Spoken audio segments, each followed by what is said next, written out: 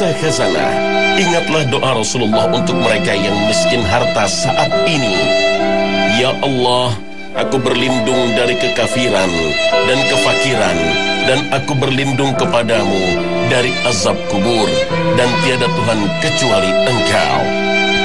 Lihatlah, masih banyak orang yang tinggal berderet di bantaran kali perkotaan. Dan lihatlah, masih banyak anak-anak kecil menjadi pengemis dan pelantun jalanan. Maka masihkah kita berkata bahwa kita bangsa yang kaya? Sekarang lihatlah deretan klub mobil mewah konvoi membelah kemacetan Jakarta. Lihat juga mal-mal di Jakarta yang tak pernah sepi pengunjung. Maka masihkah kita berkata bahwa bangsa ini bangsa yang miskin? Suatu hari, lewat seorang lelaki di hadapan Rasulullah SAW dan para sahabatnya. Rasulullah bertanya kepada salah seorang sahabat, "Menurutmu bagaimana orang yang tadi lewat?" "Ia tampak seperti orang yang mulia. Jika ia melamar sangat layak diterima. Jika minta tolong pasti ditolong." Rasulullah hanya diam saja. Kemudian lewat seorang lagi. Rasulullah kembali bertanya, "Kalau orang ini bagaimana pendapatmu?" Sahabat menjawab, "Orang yang fakir jika melamar pasti ditolak. Jika minta tolong tidak akan ditolong. Jika bicara tidak didengar." Rasulullah menjawab, "Orang yang baru saja lewat lebih baik dari seisi bumi orang yang tadi lewat." Hadis riwayat Bukhari.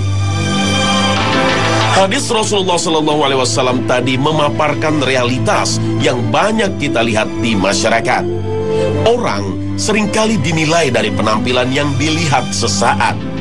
Jika bertemu dengan orang dengan setelan rapi, penampilan yang necis, maka itu pasti orang terdidik. Perangainya bagus, dapat diandalkan. Jika ia bicara, maka orang langsung terhipnotis. Tapi jika melihat orang berpenampilan kumuh, pakaian compang-camping, pasti banyak yang langsung menilai kalau ini orang rendahan, tidak terdidik, tidak bisa diandalkan, jika bicara tidak didengarkan, dan seringkali dicurigai sebagai orang jahat. Tapi bisa jadi orang seperti ini lebih baik dari seisi bumi yang dipenuhi orang berpenampilan necis tadi. Disadari atau tidak, harta menjadi faktor penting dalam menilai seseorang. Rumah mewah dan kendaraan mahal menjadi simbol kesuksesan. Merek pakaian dan merek tas dan jam tangan menjadi simbol prestis dan kehormatan. Padahal penampilan bukanlah segalanya. Dalam Islam, mulia atau tidaknya seseorang bukan dari pakaian yang dimiliki atau kendaraan yang ditunggangi. Mulia ada pada takwa, dan takwa bisa diraih siapa saja tanpa melihat pekerjaan dan status sosial. Pedagang sayur yang bertakwa lebih bernilai dibanding 1000 direktur utama yang tidak bertakwa. Hartalah yang menjadi pangkal dari semua. Harta menjadi salah satu cara Allah menguji manusia. Kelebihan harta merupakan ujian, sama halnya dengan kekurangan harta juga merupakan ujian. Allah Ta'ala berfirman, "Dan sungguh akan kami berikan cobaan kepadamu dengan sedikit ketakutan, kelaparan, kekurangan harta, jiwa, dan buah-buahan. Dan berikanlah berita gembira kepada orang-orang yang sabar." Al-Quran Surah Al-Baqarah ayat 155. Mungkin ada banyak faktor penyebab kemiskinan, tapi yang pasti kemiskinan adalah sebuah ujian. Jika disikapi dengan benar, maka akan melahirkan pahala dan pujian. Sebaliknya, neraka jahanam menanti bagi yang gagal mensikapi kemiskinan.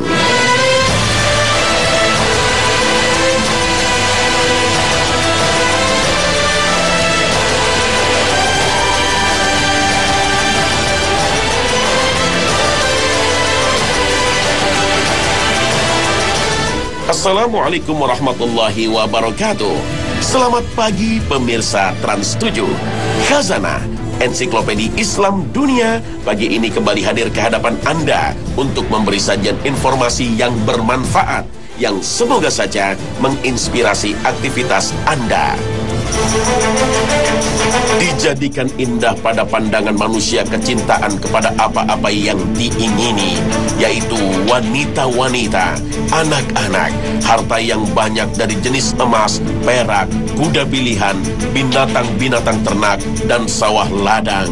Itulah kesenangan hidup di dunia, dan di sisi Allah lah tempat kembali yang baik, surga. Al-Quran, Surah Ali Imran, ayat 14. Kalau kita kebetulan mengenal atau mengetahui seseorang yang kaya raya, namun perilaku hidupnya berlebihan terhadap harta, cenderung bakhil, sedikit tamak dan rakus, maka ingatkan dia akan hadits ini. Kalaulah manusia telah memiliki 2 lembah dari harta, niscaya masih berambisi untuk mendapatkan yang ketiga, dan tidak ada yang bisa memenuhi perutnya kecuali tanah. Dan Allah Maha mengampuni orang-orang yang bertaubat. Hadits riwayat Bukhari. Tidak hanya melahirkan keinginan yang lebih kuat lagi untuk mengumpulkan dan menumpuk kekayaan, orang yang tamak senantiasa lapar dan dahaga dengan urusan dunia.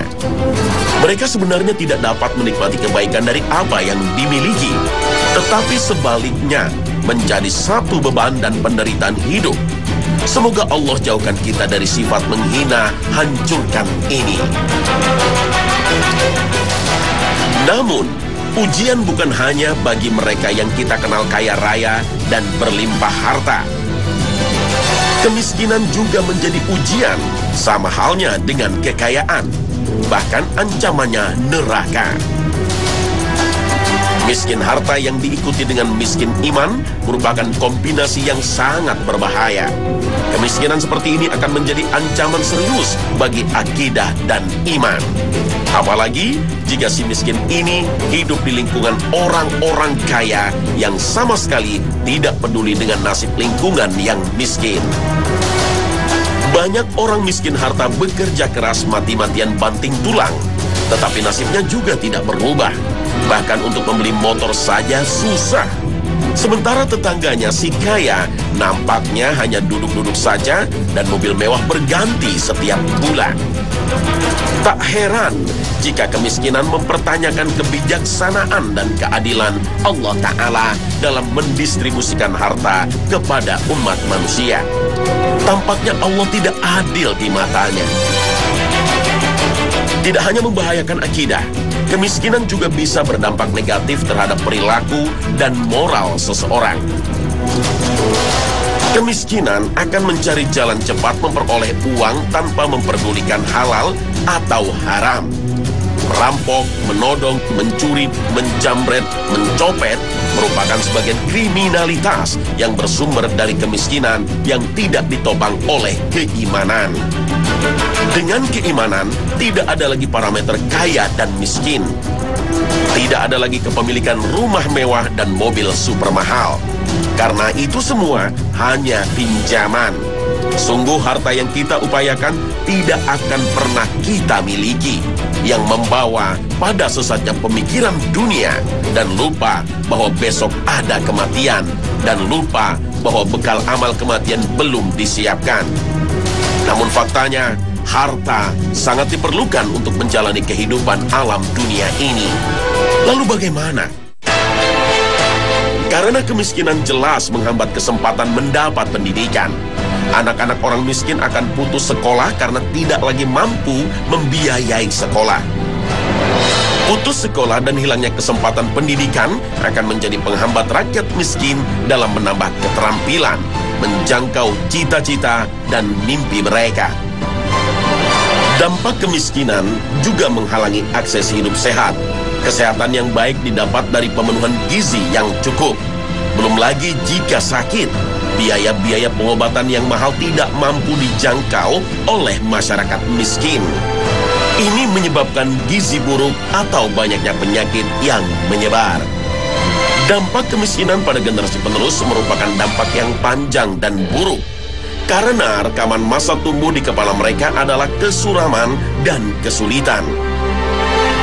apalagi bila jauh kasih sayang kedua orang tua. Itulah sebagian dari dampak buruk yang ditimbulkan kemiskinan. Maka wajar bila Rasulullah SAW berlindung dari kemiskinan, seperti doa yang sering beliau SAW panjatkan. Aku berlindung dari kekafiran dan kefakiran, dan aku berlindung kepadamu dari azab kubur, dan tiada Tuhan kecuali Engkau. Hadis riwayat Abu Daud, Ahmad, dan Nasai. Dalam pandangan Islam, ada beberapa hal yang menjadi penyebab kemiskinan. Pertama, yaitu sikap lemah dan malas. Rasulullah SAW mengajarkan sahabatnya agar berlindung dari sifat lemah dan malas. Lemah menandakan ketidakmampuan untuk mengupayakan apa yang diharapkan, sedangkan malas menandakan tiadanya kemauan. Itulah sebabnya Allah lebih mencintai orang mukmin yang kuat. Dan inilah panduan Rasulullah SAW bagaimana seorang mukmin menghadapi urusannya, seperti dalam sabda beliau, orang mukmin yang kuat lebih baik dan lebih dicintai Allah dibanding seorang mukmin yang lemah. Dalam setiap kebaikan, kejarlah apa yang bermanfaat untukmu. Minta tolong kepada Allah dan jangan lemah. Jika engkau ditimpa sesuatu, jangan katakan, seandainya begini, maka pasti begini. Tapi ucapkanlah, inilah ketentuan Allah, dan apa yang Ia kehendaki itulah yang terjadi. Karena sesungguhnya, ucapan seandainya akan membuka perbuatan setan. Hadis riwayat Muslim. Islam sangat menghargai optimisme dan kerja keras. Seorang muslim sejati meyakini bahwa rezeki Allah Ta'ala sangatlah berlimpah dan tersedia bagi siapapun yang mampu menggapainya dengan semangat dan etos kuat.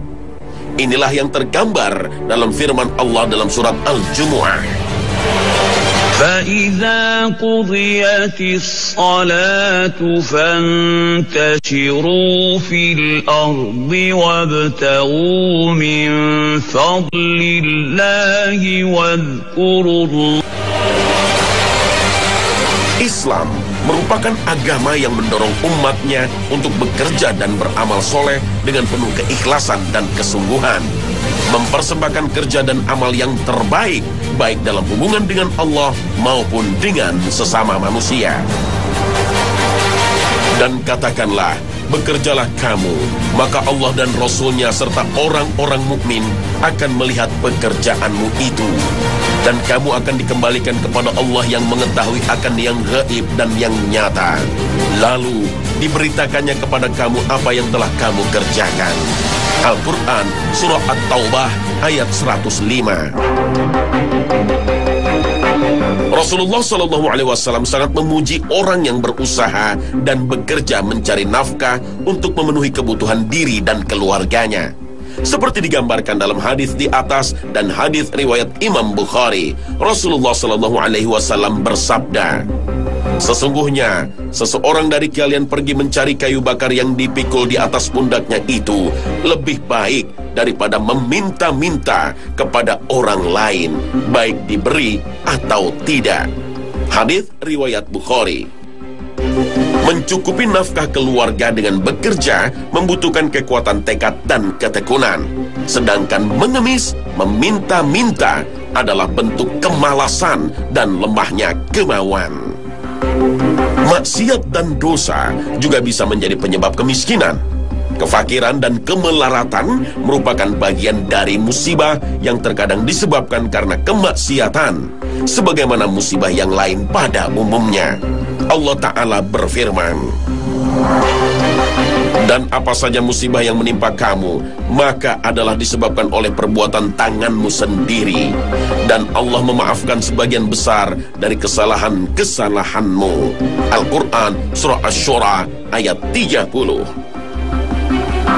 Ibnu Abbas, salah seorang yang merupakan keponakan sekaligus sahabat Rasulullah SAW, pernah mengatakan, Sesungguhnya kebaikan itu sinar di wajah, cahaya di dalam hati, kekuatan di badan, keluasan dalam rezeki, kecintaan di dalam hati setiap orang. Sedangkan keburukan adalah kemuraman di wajah, kegelapan di hati, kelemahan di badan, mengurangi rezeki, dan penyebab kebencian di hati orang. Maka waspadalah kita terhadap perbuatan dosa dan maksiat, karena ia akan menghilangkan keberkahan. Sebagaimana dalam sabda Nabi SAW, sesungguhnya seorang hamba terhalang dari rezeki dengan sebab dosa yang dia kerjakan. Hadis riwayat Ahmad dan Ibnu Majah. Terhalangnya seseorang dari rezeki bisa jadi dengan lenyapnya rezeki tersebut atau jumlahnya yang berkurang, atau harta tersebut tidak memberi ketenangan dan manfaat yang baik untuknya. Harta tersebut justru menjadi sumber kegelisahan dan kerusakan yang terjadi di keluarga. Oleh karena itu selayaknya masing-masing kita melihat seberapa banyak telah melakukan dosa, menyia-nyiakan sholat, tidak mau bersilaturahim dengan kerabat, buruk pergaulan dengan sesama muslim, dan maksiat lainnya. Seluruh Bani Adam banyak berbuat salah, dan sebaik-baik orang yang bersalah adalah yang bertaubat. Hadis riwayat Tirmizi. Mudah-mudahan dengan taubat yang kita lakukan, Allah berikan keberkahan dalam harta kita. Amin ya Rabbal Alamin. Ada kalanya kefakiran dan kemiskinan merupakan cara Allah untuk menjaga seseorang dari dosa. Allah Subhanahu wa Ta'ala itu Maha Tahu. Boleh jadi jika seorang hamba diberi kekayaan, justru akan menjadikannya sombong dan melupakan Allah Ta'ala. Rasulullah SAW bersabda, sesungguhnya Allah Ta'ala menjaga hambanya yang beriman dari dunia ini, padahal dia mencintainya. Sebagaimana kalian semua berhati-hati menjaga orang sakit dalam memberi makan dan minum, karena khawatir terhadapnya. Hadis riwayat Ahmad. Ada kalanya kefakiran dan kemiskinan merupakan bentuk kemuliaan dan kemurahan Allah Ta'ala. Rasulullah SAW bersabda, sesungguhnya jika seorang hamba telah ditulis baginya satu kedudukan yang tidak mampu dia capai dengan amalnya, maka Allah mengujinya di dalam harta atau badan atau anaknya. Hadis riwayat Abu Daud. Artinya, Allah menginginkan suatu kemuliaan bagi seorang hamba, tapi kemuliaan itu tak mampu dicapai oleh hamba tersebut dengan amal perbuatannya. Maka Allah beri ujian dengan kekurangan harta, atau ditimpakan suatu penyakit, atau diberi ujian yang menimpa keluarganya. Sungguh kemiskinan yang ini akan menyelamatkan kita dari siksa neraka dan ketentraman dunia.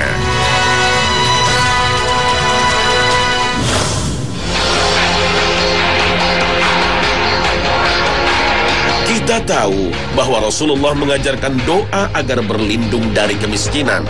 Tapi di sisi lain, beliau memilih untuk menjalani hidup serba kekurangan. Bahkan dalam banyak hadis, beliau juga memuji orang-orang yang bersabar dalam kemiskinan. Namun jika Allah memutuskan kita diuji dengan kemiskinan, maka inilah yang perlu dilakukan. Pertama, berlindung kepada Allah Subhanahu wa Ta'ala dari kefakiran itu sendiri, karena banyaknya akibat negatif yang ditimbulkannya tanpa iman, dan memohon kepada Allah agar diberikan kecukupan dan penjagaan kehormatan. Rasulullah SAW setiap pagi dan sore hari selalu memohon kepada Allah agar dihindarkan dari kekufuran dan kefakiran. Berlindunglah kalian kepada Allah dari kefakiran, kekurangan, kehinaan, dan dari berbuat zalim atau dizalimi. Hadis riwayat Abu Daud, Nasai, Ibnu Majah. Hal yang kedua yang bisa dilakukan yaitu rela dan ridha terhadap ketetapan Allah Ta'ala. Jika seorang muslim tertimpa kemiskinan atau kekurangan harta, maka hendaklah dia bersabar dan menerima itu sebagai sebuah takdir Allah, karena kefakiran merupakan keniscayaan dalam kehidupan. Dan seringkali kemiskinan dan kefakiran menjadi cara Allah untuk menguji hambanya. Allah Subhanahu wa Ta'ala menjelaskan hal itu dengan sangat gamblang dalam firman-Nya. Dan sesungguhnya akan kami berikan cobaan kepadamu dengan sedikit ketakutan, kelaparan, kekurangan harta, jiwa, dan buah-buahan. Dan berikanlah berita gembira kepada orang-orang yang sabar. Al-Quran Surah Al-Baqarah ayat 155. Perhatikan bagaimana Allah Ta'ala menjadikan kekurangan harta sebagai bagian dari ujian terhadap manusia. Dan Allah juga memerintahkan agar memberi kabar gembira bagi orang-orang yang sabar. Karena bagi mereka yang mampu bersabar dan mengembalikan semuanya kepada Allah, maka Allah janjikan mereka rahmat dan kesejahteraan. Ini adalah keutamaan dari Rabbku untuk mengujiku apakah aku bersyukur ataukah justru kafir. Al-Quran Surah An-Naml ayat 40. Maka hal yang sama dapat dikatakan oleh orang yang diuji Allah dengan kefakiran. Ini adalah ketetapan Rabbku untuk mengujiku apakah aku bersabar ataukah ingkar. Bahkan Rasulullah SAW menjelaskan bahwa ujian kefakiran itu lebih ringan dibandingkan ujian kekayaan. Oleh sebab itu kefakiran, kesusahan, kekurangan harta tak perlu dihadapi dengan bersedih hati. Karena sesungguhnya, kata Rasulullah, ujian kefakiran itu lebih ringan dibanding ujian kekayaan.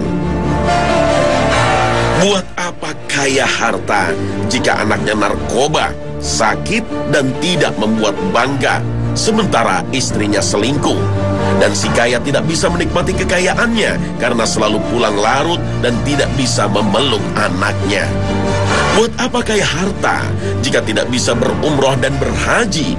Bahkan si fulan yang miskin diberi Allah jalan untuk ke tanah suci berkali-kali. Buat apa kaya harta jika akhirnya merasa kesepian tanpa teman sejati yang selalu dikelilingi oleh orang-orang berpamrih dan tidak tulus? Maka sungguh benar sabda Rasulullah SAW, ujian kemiskinan jauh lebih ringan daripada ujian kekayaan harta. Pemirsa Khazanah, sesungguhnya kaya dan miskin merupakan ujian. Siapa saja yang mampu melewatinya dengan bersyukur dan bersabar, maka akan mendapat kemuliaan di sisi Tuhan.